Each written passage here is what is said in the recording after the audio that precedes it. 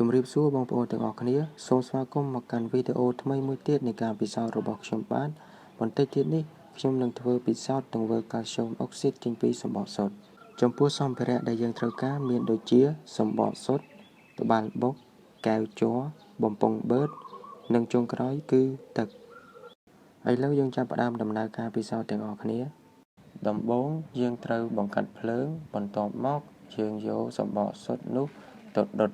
ចំពោះការដុតសំបកសុទ្ធគឺយើងត្រូវធ្វើយ៉ាងណាឲ្យសំបកសុទ្ធនោះឆេះរហូតដល់សោះសូមបញ្ជាក់ផងដែរថាចំពោះការដុតសំបកសុទ្ធឲ្យសោះគឺយើងត្រូវការចំណាយពេលវេលាយូរពី20នាទីទៅ30នាទីបន្ទាប់ពីដុតសំបកសុទ្ធសោះយើងត្រូវយកសំបកដែលសោះនោះយកមកបុកធ្វើជាម្សៅហើយម្សៅនោះហើយគឺជាម្សៅកាល់ស្យូមអុកស៊ីត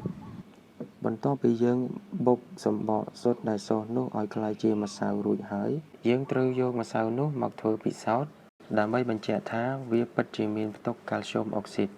អញ្ចឹងដើម្បីបញ្ជាក់ថាតើវាពិតជាមានផ្ទុកកាល់ស្យូមអុកស៊ីតមែនយើងត្រូវធ្វើដោយរបៀបណាឥឡូវយើងចាប់ផ្ដើមធ្វើការពិសោធន៍ទាំងអស់គ្នាយើងត្រូវដួសម្សៅសំបកសុទ្ធនោះដាក់ក្នុងកែវបន្ទាប់មកយើងចាក់ទឹកចូលឲ្យមានប្រតិកម្មជាមួយម្សៅសំបកសុទ្ធនោះយើងត្រូវកូរទឹកជាមួយនឹងម្សៅសំបកសុទ្ធនោះឲ្យចូលគ្នាដើម្បីឲ្យប្រតិកម្មនោះសព្វល្អនៅពេលដែលទឹកមានប្រតិកម្មជាមួយម្សៅសំបកសុទ្ធដែលមានផ្ទុកកាល់ស្យូមអុកស៊ីតរួចមកយើងបានសមីការមួយគឺកាល់ស្យូមអុកស៊ីតបូកជាមួយនឹងទឹកបានដូចជាកាល់ស្យូមអ៊ីដ្រូស៊ីតបន្ទាប់ពីកូរសព្វយើងត្រូវទុក solution ម្សៅសំបកសុទ្ធនោះឲ្យធ្លាក់កកដែលវិលវល់ចុះមកក្រោមឲ្យអស់ប៉ុន្តែគឺយើងត្រូវការចំណាយពេលវេលាយូរដោយសារតែ solution សំបកសុទ្ធនោះមានកកវិលវល់តូចៗជាច្រើនដូច្នេះគឺយើងត្រូវការចំណាយពេលយូរអញ្ចឹងខ្ញុំនឹងទុក solution ម្សៅសំបកសុទ្ធនេះចំនួន1យប់ដើម្បីឲ្យវាធ្លាក់កកដែលវិលវល់នោះឲ្យអស់បន្ទាប់ពីយើងទុក solution នេះចំនួន1យប់យើងឃើញថាកកទាំងអស់ត្រូវបានធ្លាក់ចុះក្រោមបន្ទាប់មកគឺយើងត្រូវសម្រិតយកទឹកខាងលើដែលថ្លាដើម្បីយកមកពិសោធន៍អញ្ចឹងទឹកដែលយើងសម្រិតយកមកនេះគឺជាទឹកដែលមានផ្ទុកកាល់ស្យូមអ៊ីដ្រូស៊ីតឬក៏ហៅឈ្មោះម្យ៉ាងទៀតថាគឺជាកំបោរងាប់ឥឡូវយើងចាប់ផ្ដើមយកទឹកកំបោរងាប់នេះមកធ្វើតេស្តទាំងអស់គ្នាប្រសិនបើទឹកកំបោរងាប់នេះប៉ះជាមួយនឹងឧស្ម័នកាបូនិកនោះវានឹង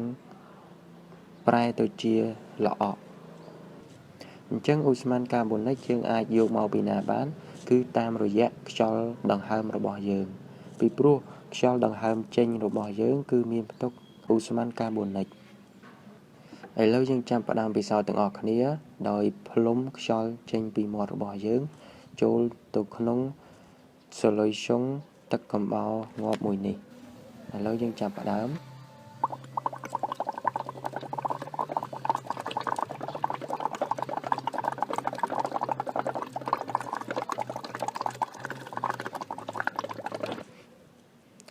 យើងឃើញថាទឹកកំបោរងាប់នេះនៅពេលដែលប៉ះជាមួយនឹងឧស្ម័នកាបូនិកវាចាប់ផ្ដើមប្រែពីថ្លាទៅជាល្អក់បន្តិចម្ដងឥឡូវយើងចាប់ផ្ដើមផ្លុំបន្តទៀតចង់ដឹងថាតើវាល្អក់ដល់ណាទៀតឥឡូវយើងឃើញថាទឹកកំបោរងាប់នេះនៅពេលដែលវាប៉ះជាមួយនឹងឧស្ម័នកាបូនិកធ្វើឲ្យវាកាន់តែល្អក់ទៅពីព្រោះវា